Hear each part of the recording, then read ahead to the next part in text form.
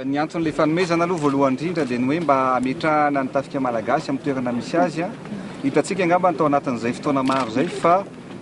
betsaka loatra ireo maramila sandoka ary mino tsy mananteny izay fa amin'izao fampitaovana izao a dia voalohany indrindra aloha hametraka ny tafika amin'ny toerana misy azy a ary mba hitovy daholo. Nareo sao dia nahita fa na ny tenue de combat dia samy hafa daholo ny lokony, samy hafa ny poziny a, fa amin'ity indray mitoraka ity zany dia mitovy daholo ny fanamina ny tafika malagasy a, mitomboka hatrany amin'ny kiraro zany a, ny amin'ny rangers parapatonga ny amin'ny kojakoja maro samy hafa na ny tenue. Ka zay zany marika ray lehibe amin'ny fametrahana ny fitoalina, fametrahana ny tafika malagasy amin'ny toerana misy azy. Ary io dia tiako ihany koa ny manindro hoe tsy neny tafika ihany fa mbola ho avy koa neny gendary, ho avy neny polisy, ho avy neny pénitentiaire rehetrarehetra. Dia zay ny zavatra hitranga zany sisy mba ao anatin'le hoe fanatsarana ny rafitra rehetrarehetra, fanatsarana ny fitantanana. Ohatriny tompoko ny kohany io tao amin'ny budget ny fanjakana? Ny kohany moa dia ny ministère no mahafantatra an'izay, efa ny zavatra lehibe eny dia ny hoe ary ny tsara fantatrareo fournisseur direct no nanafara ny ministère n'ireo entan'ireo. Zany hoe ary zay koa le fitantanana tokony mapetratsika hoe tsy misy tsony le mpanelanelana fa le tena vidin'le fitaovana no ho alohan'ny fanjakana malagasy zany.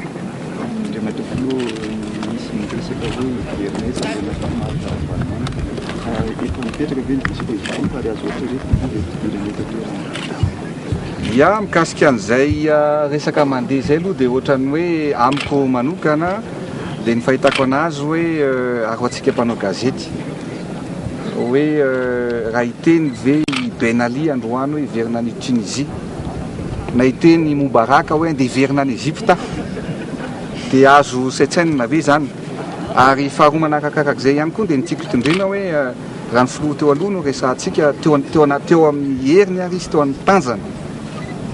teo am-pelatana ny fahefana, teo am-pelatana ny fitondrana, mitsoka ny lefa izy ka ankehitriny ve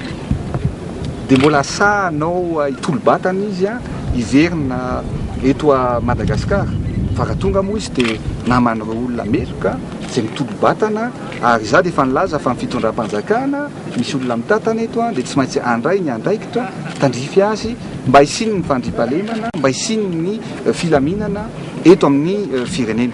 Tsy misy fanakarana ve zany Andriamatoa Filoha ny fiaramanidina hitondra azy hipetraka eto? Azo saitsainina ve aloha le fahatongavany. Zay ny teneniko anareo hoe teo amin'ny fitantanana ary izy nylefa nitsoka. Fa raha minimanao an'izay izy dia inoko fa fitsiana ady sy fiverana fanakorontanana ny zavatra ho atao ka ny izahay dia tsy maintsy mandray ny andraikitray ary mbola misy ary ny fotoana tokony izay ary moa mbola andefa ny hoe rehefa tonga ny fotoana dia izy mihitsy ny tokony ho alaina any mba hanefa ny saziny eto amin'ny firenena. Andriamatoa Filoha anisan'ny resaka mandeha koa ny fametrahana ny gouvernement zao hoe ka zay indrindra antsika anie zao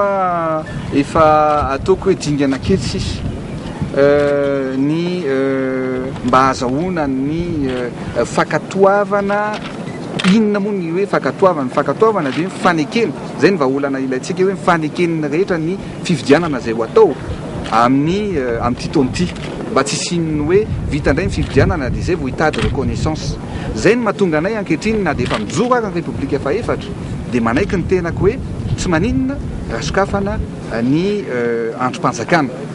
Ny fametrahana an'io androm-panjakana io nefany dia ankehitriny efa mandeha araka ny tokony ho izy ary hitanareo zay mahatonga ny sasany gropaka ane satria rehefa anaiky an'io ny fianakaviam-be raisam-pirenena dia eo izy no tavela eo araka ny fitenin'ny tanora moa dia hoe eo izy ny raisina ka zay no mahatonga ny sasany manao fitsipaky ny mialaina farany izy zany. Ka io no lazaintsika hoe zay asoan'ny firenena, zay asoan'ny bahoaka no atao ary ny fametrahana an'ilay gouvernement koa dia tsy afaka hirotorotoiny hoe ano gouvernement tany teteza mitany izy hoe findronina no gouvernement ka tsy ianao gouvernement efa-niefantsika fa ny gouvernement ho apetraka eo dia gouvernement farany ho apetraka farany mitondra antsika makany amin'ny fifidianana ka zay no zavatra lazaiko hoe rehefa tomombana daholo ny fepetra rehetrarehetra metrahana an'izay gouvernement zay dia apetraka izy efa hitantsika izany zao fa izany tsy te hiditra dia tsy misy mihitsy ifanereny fa rehefa eo zay olona mila ady dia aloha izy ila ady tsy hipetraka ny amin'ny toerana misy azy fa ny tetezamita kosa dia tsy maintsy miroso hanatsara ny fitantanana sy ny fiainam-bahoaka. Inona le fepetra ambiny sisa? Ny fepetrany dia efa hitanareo tsara fa efa mivoaka le voalohany indrindra aloha dia efa nolazaina fa ao anatin'le cadre ny fifampiresahana na dialogue malgasy ho malgasy miaraka amin'ireo hery politique tsy ankanavaka tsy anklafy kery fa hery politique samihafa dia ny fepetran-drasana zany dia io feuille de route io efa ekeny efa makany amin'ny Nations Unies ary efa betsaka angamba ny hitanareo na ny UIF na ny COI na ny ireo organisation maro isan-karazany dia efa nanaiky an'izay feuille de route zay dia mifepetra andrasantsika izany sisy dia ny fanasoniavana